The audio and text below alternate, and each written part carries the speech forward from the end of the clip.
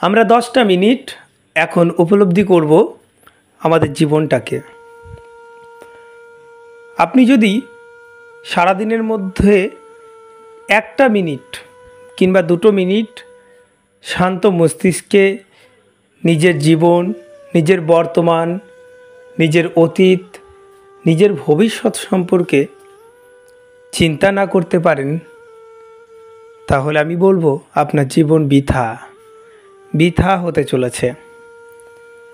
দেখুন, আমরা যখন জন্মগ্রহণ করি এই পৃথিবীতে একজন শিশু কিচ্ছু নিয়ে আসি না, উলঙ্গ অবস্থায় আসি, আবার চলে যাব সেই একই অবস্থায়।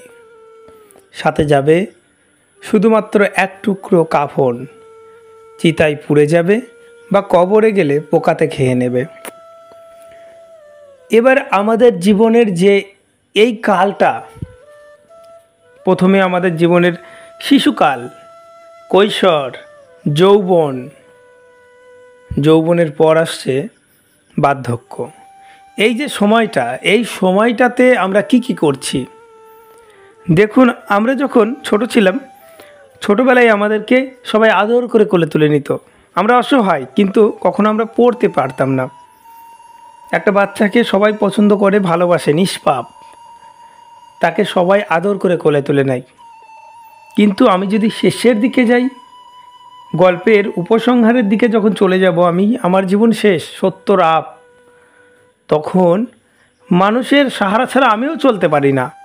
আমি আবার সেই শিশুর মতোই অবস্থা। আমার টাকা পয়সা, ধন দৌলত, অর্থ, বাড়ি গাড়ি, এত জায়গা, এত সম্পত্তি, কিচ্ছু লাগে না। ছোট্ট একটা ঘরে দিন কেটে যায়, চোখেও ভালো দেখি না, ঝাপসা, বা নাকের ডগায় একটা ভারী চশমা, তাও দেখা যায় না।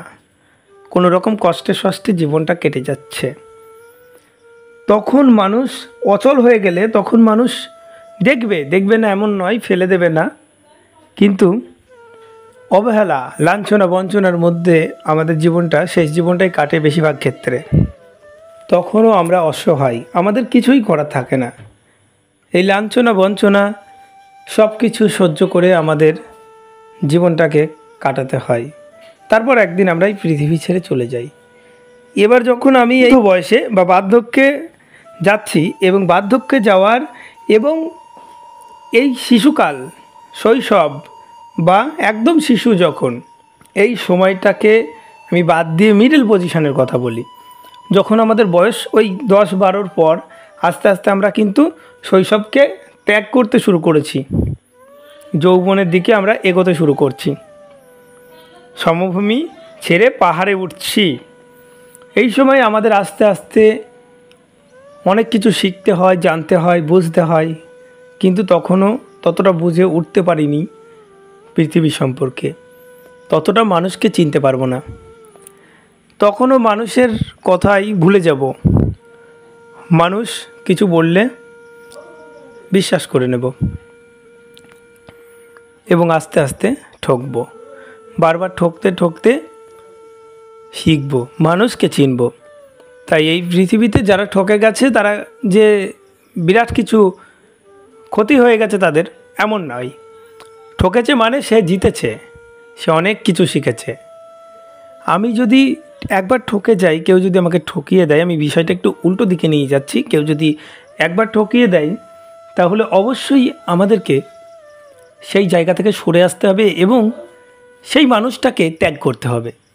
কারণ একটা বৈজ্ঞানিক ভিত্তি, মানে বৈজ্ঞানিক ব্যাখ্যা বলছে যে কেউ যদি তোমাকে একবার ঠকায়, কেউ যদি তোমার সঙ্গে একবার বেইমানি করে, তাহলে দ্বিতীয়বার সে আবারও করবে, সেটা 99% চান্স। তাহলে কেউ আমাকে ঠকিয়ে গেছে, দ্বিতীয়বারও আমাকে ঠকাবে, আমি বুঝতে পারছি, তাহলে সেই মানুষটার সঙ্গে কেন চলবো?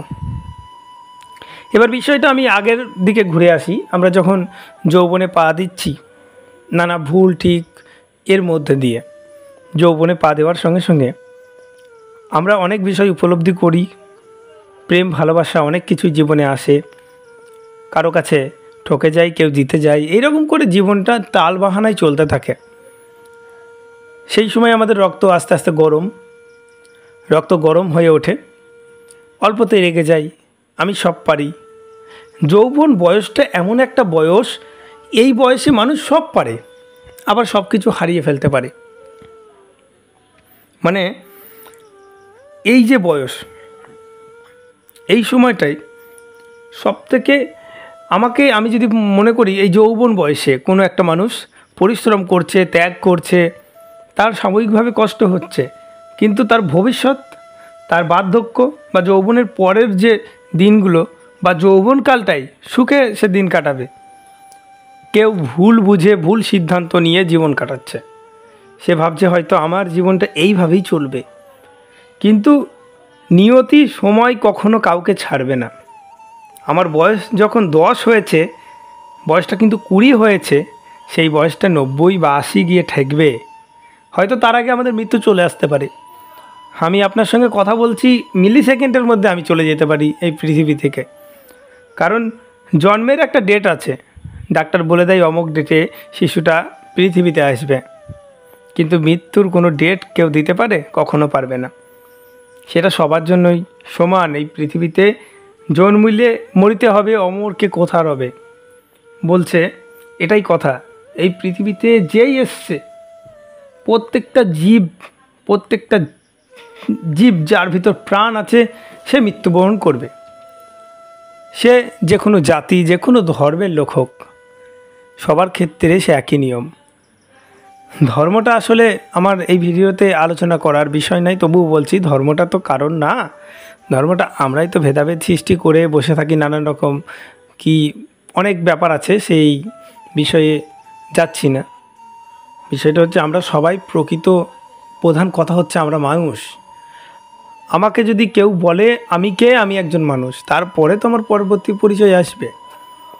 তাই সৃষ্টি জগৎ সবার, কিন্তু সবার জন্য সমান। সবাই এসছে পৃথিবীতে, সবাইকে মরতে হবে। ভালো কাজ করলে ভালো ফল পাবে, খারাপ কাজ করলে খারাপ ফল পাবে, সেটা এই জগতেই পাচ্ছে।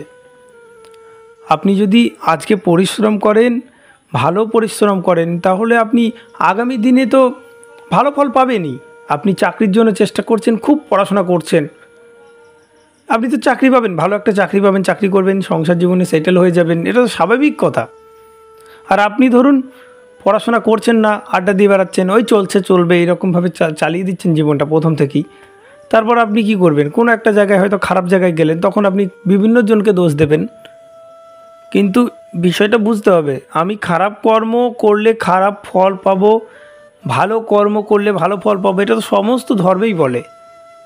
এটা তো আমরাও বুঝতে পারছি, কারণ এই পৃথিবীতে আমরা ওপেন দেখতে পাচ্ছি, আমরা যে কর্ম করছি সেই ফলটা আমার ভবিষ্যতে আসছে। কারণ বর্তমানের কাজের ওপর আমার ভবিষ্যৎ দাঁড়িয়ে আছে।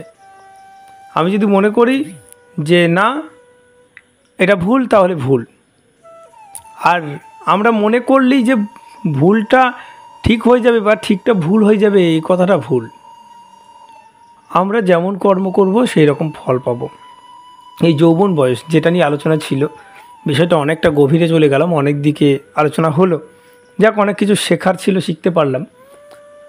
এবার এই যে যৌবন বয়সটা, এই যৌবন বয়সটা হচ্ছে যখন রক্ত গরম থাকে, মানুষকে আমরা অনেক উল্টো সিধা বলি, অনেক খারাপ কথা বলি, আমরা মনে করি আমরা সব কিছু করে ফেলবো। আর এতক্ষণে যে আলোচনা ছিল সেটাই হচ্ছে বিষয়টা, যে মূল বিষয় সেটাই বলা হয়নি। বিষয়টা হচ্ছে এতক্ষণের আলোচনা হচ্ছে আমরা বুঝতে পেরেছি যে আমরা যৌবনে ভালো কাজ করলে আমার জন্য ভালো জিনিস অপেক্ষা করছে, আর যৌবনটাকে যদি আমরা ব্যবহার না করতে পারি তাহলে আমাদের জীবনটাই শেষ। কারণ এটাই ভাইটাল সময়। তাই এমন কোনো কাজ করব না, এমন কোনো কথা বলবো না কাউকে যে কথার দ্বারা কেউ আঘাত পাবে, কেউ কষ্ট পাবে। তাহলে কি হবে? সেই মানুষটা কষ্ট পাবে, আমারও বয়স বাড়বে, আমিও সেই জায়গায় যাব, আমারও রক্তটা শীতল হয়ে যাবে, সারা জীবন গরম থাকবে না। ক্ষমতার বল চিরকাল থাকে না, আমরা চোখের সামনে দেখতে পাচ্ছি, কত প্রমাণ আমরা পাচ্ছি। সামান্য বাংলাদেশের দিকে দেখলেই আমরা পাবো। রাজনৈতিক কথা আলোচনা করতে চাই না, তবুও সামান্য বাংলাদেশের দিকে বা যে কোনো দেশের কোনো মানুষের দিকে আমরা যদি ভালোভাবে দেখি তাহলে বুঝতে পারবো কত শক্তিশালী মানুষ আজকে চিতায় চলে গেছে, কবরে শুয়ে আছে, কত শিক্ষিত, কত ক্ষমতাশীল মানুষ, তাহলে আমরাও তো যাব। সেই ভেবে জীবনযাপন করতে হবে। কাউকে আঘাত করে আহত করে জীবনযাপন করা যাবে না। এটা করলে আমার নিজেরও ক্ষতি, অপরেরও ক্ষতি।